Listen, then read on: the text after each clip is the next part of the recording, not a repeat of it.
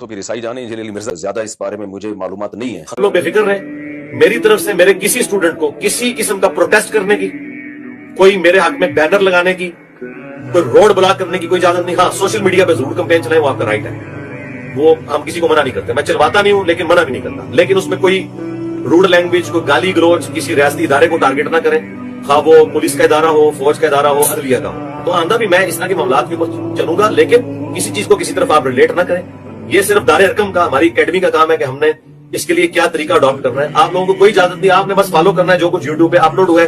نہ اس میں کوئی مائنس کرنا ہے، نہ کوئی ایڈ کرنا ہے. وہ آپ اپنا اس کے ویلاگ سے بنانے بناؤ. اور ہمارے مخالفین جو کچھ کر رہے ہیں، یقین کریں کہ جتنے لوگ پیروں سے محبت کرتے ہیں نا، ان سے زیادہ میرے اسٹوڈنٹ مجھ سے محبت کرتے ہیں، کیونکہ وہ اپنے پیروں کو چھوڑ کے ادھر آئے ہیں.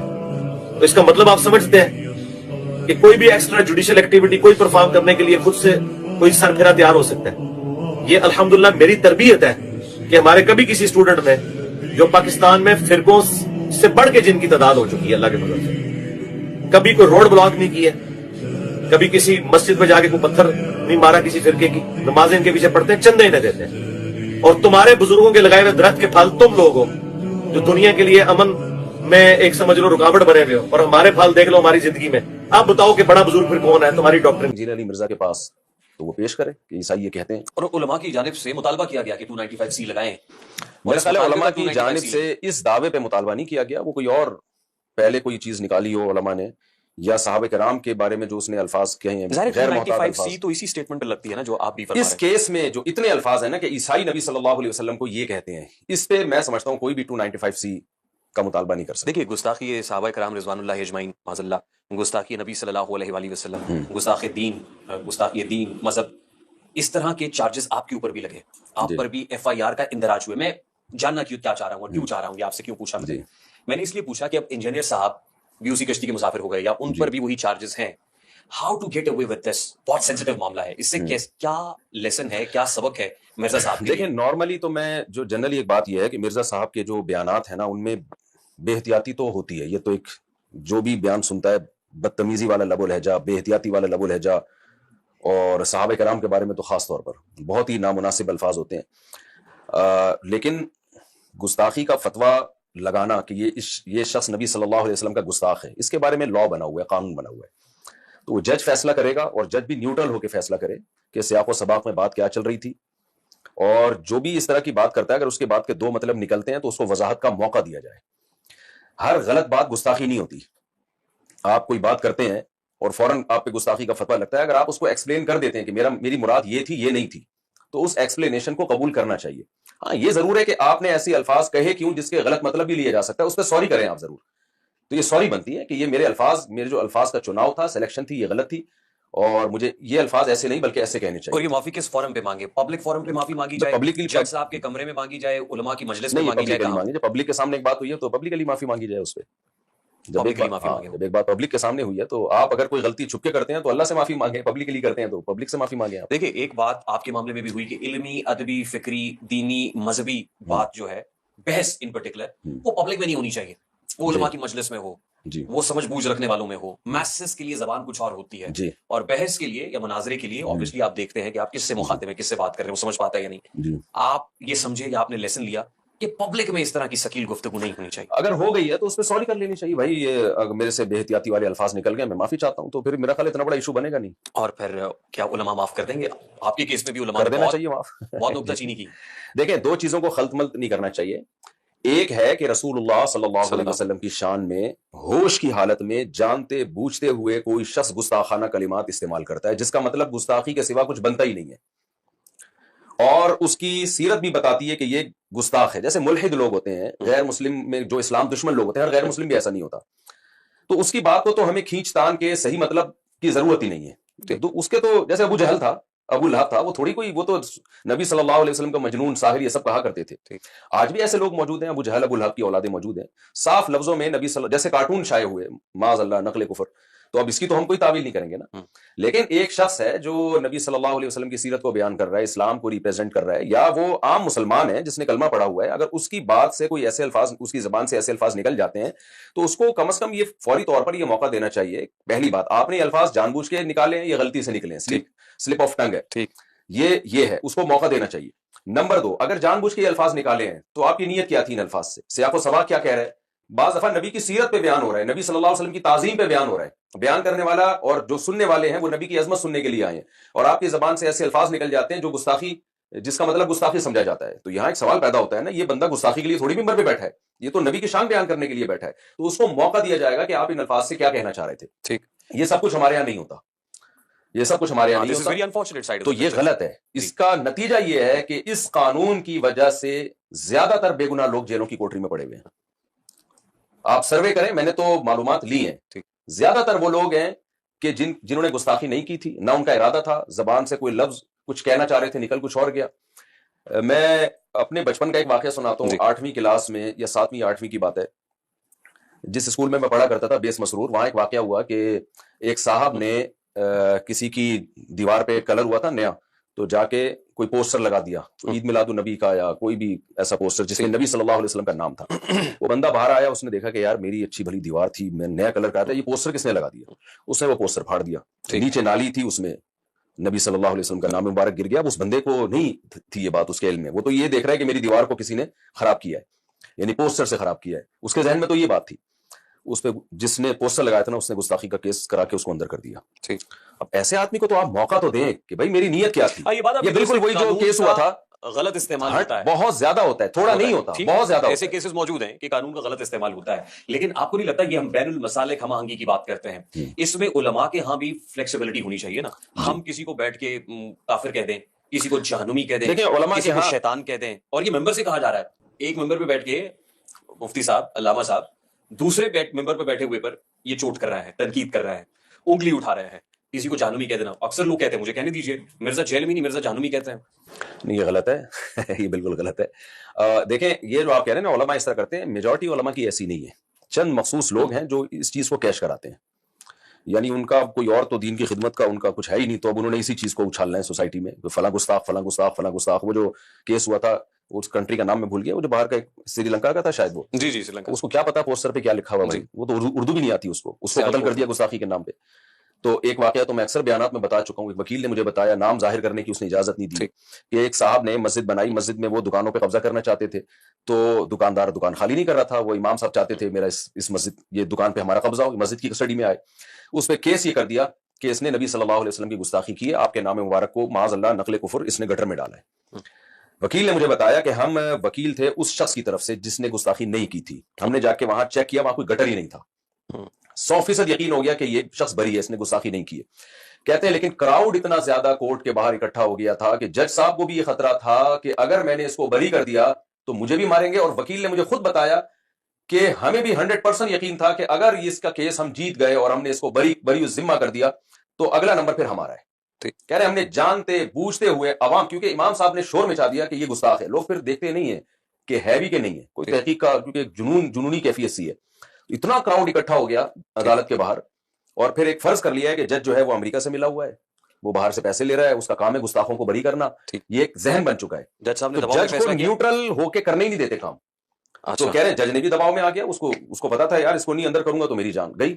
اور وکیل نے مجھے خود بتایا, کہہ رہے میری بھی جان کو خطرہ تھا, تو ہم نے اس کا کیس ہم ہار گئے جان بوجھ کے. 2 بھائی تھے, دونوں کو عمر قید کی سزا ہوئی.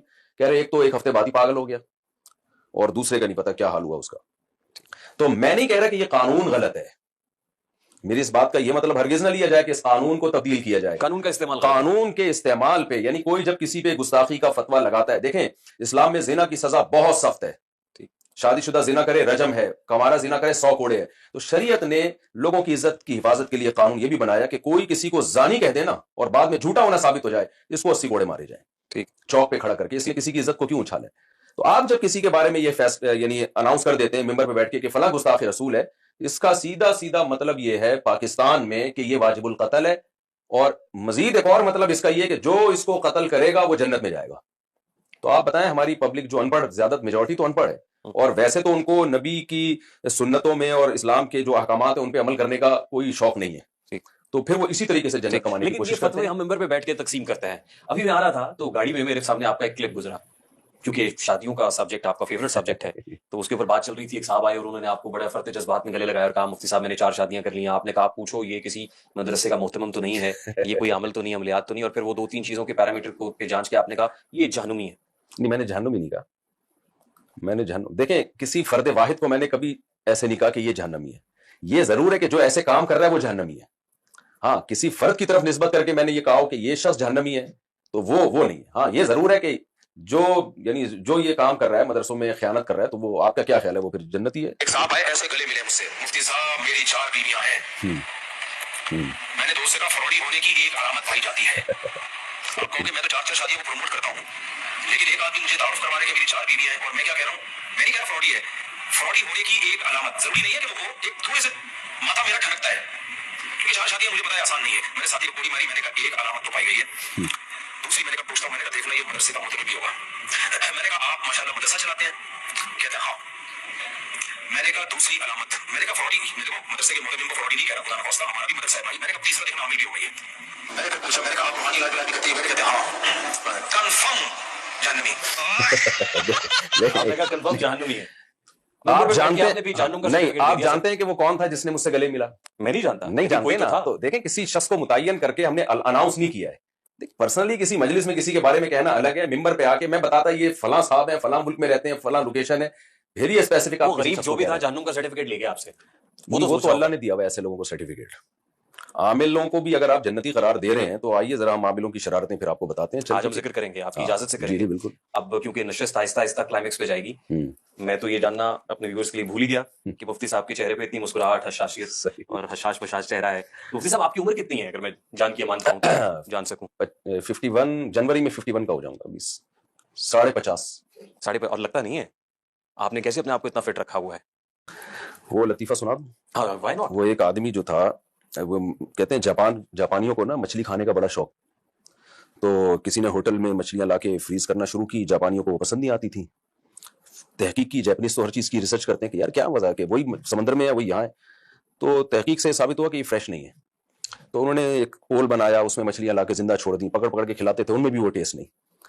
پھر ریسرچ بھی پتا چلا کہ جی سمندر میں ان کے پاس اسپیس بہت ہوتی ہے بھاگنے کے لیے, یہاں پول میں اسپیس نہیں ہے. تو انہوں نے ایک شارک مچھلی لا کے چھوڑ دی جو سارا دن ان مچھلیوں کا پیچھا کرتی رہتی تھی اور وہ مچھلی آگے آگے بھاگتی رہتی تھی. اس سے ان کا ٹیسٹ بالکل وہی نکلا جو سمندر کی مچھلی کا تھا. تو میں نے کہا 4 مچھلیاں تھیں اور ایک شارک مچھلی تھی, تو اس سے وہ بالکل مچھلیاں سب فٹ رہی ہیں.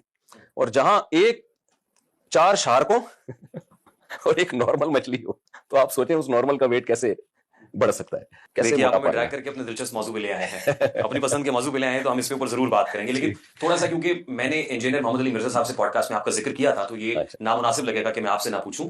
آپ جہلم گئے تھے؟ جی گیا تھا. مناظرے کے لیے؟ جی بالکل. ملاقات نہیں ہو سکی؟ نہیں. کیا وجہ ہوئی؟ بس وہ نہیں آئے. آپ نے ان کو فون کیا؟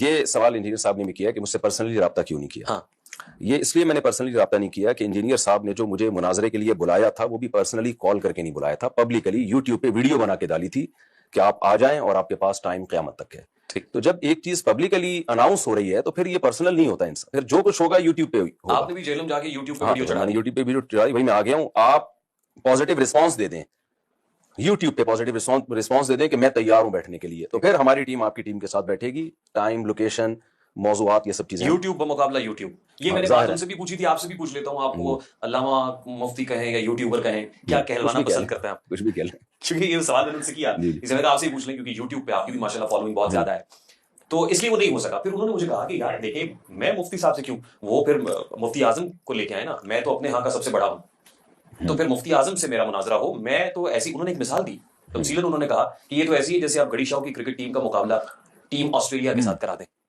بس وہ اگر وہ اپنے آپ کو اتنا عالی مقام سمجھتے ہیں تو پھر بیٹھے رہیں. مفتی تقی صاحب تو کبھی نہیں جائیں گے, اور اگر جائیں گے بھی تو ہم ان کو نہیں جانے دیں گے. ہم کہیں گے حضرت آپ بہت اونچے ہیں, آپ کا لیول نہیں ہے کہ آپ جا کے ایک ایسے شخص سے مناظرہ کریں جو نہ عالم ہے نہ مفتی ہے. مفتی تقی صاحب تو بہت اپر لیول کے عالم ہیں, پوری دنیا میں ان کی ٹریولنگ ہوتی ہے. 5 سال وہ سعودیہ کے جو بڑے بڑے مفتیان کرام تھے نا, جو اسلامی ملکوں کی ایک کمیٹی ہے فقہ کی, جس کے رئیس 5 سال مفتی تقی عثمانی صاحب رہے ہیں, اور مکہ کے جو مفتی تھے وہ مفتی تقی صاحب کے ماتحت تھے اس وقت. تو اس لیول کا کوئی شخص ہو تو وہ انجینئر صاحب کو مجھے نہیں لگتا کہ یہ ان پہ آپ روک لیں گے, آپ جانے نہیں دیں گے. کوئی بھی نہیں جائے, وہ خود بھی نہیں جائیں گے. یہ مقابلہ بھی نہیں بنتا. یہ بھی ایسے ہی آپ کہہ رہے ہیں کہ جیسے ٹیم آسٹریلیا ورسز گڑی شاہ. نہیں, یہ کچھ کوئی ہے ہی نہیں, یہ کوئی ٹیم کا ٹیم سے مقابلہ ہی نہیں. وہ تو ٹیم تو ہے نا سامنے, کوئی پروفیشنل لوگ تو ہے نا. یہ تو ایسے ہی گلی محلے میں. میرا مقصد انجینئر کی توہین نہیں ہے, میرا مقصد یہ ہے کہ گلی محلے میں گلی ڈنڈا کھیلنے والا جاوید میاں کو بلا رہا ہو کہ میرے ساتھ مقابلہ کرو. ٹیم تو ہو نا, بے شک کمزور ہو, کوئی عالم ہو, کوئی مفتی ہو, کوئی سرٹیفائڈ ہو, کسی نے پراپر وے میں. دیکھیں علم دین کسے کہتے ہیں؟ علم دین کتابیں پڑھنے کا نام نہیں ہے, چند کتابیں, چند بیسک نالج کا ہونا ضروری ہے. سب سے پہلی بات یہ ہے کہ ہمارے جتنے بھی علوم ہیں وہ عربی میں کتابیں ہیں. قرآن بھی عربی میں, حدیث بھی عربی میں, اور قرآن و حدیث سے جو مسائل نکالے گئے ہیں وہ بھی عربی میں.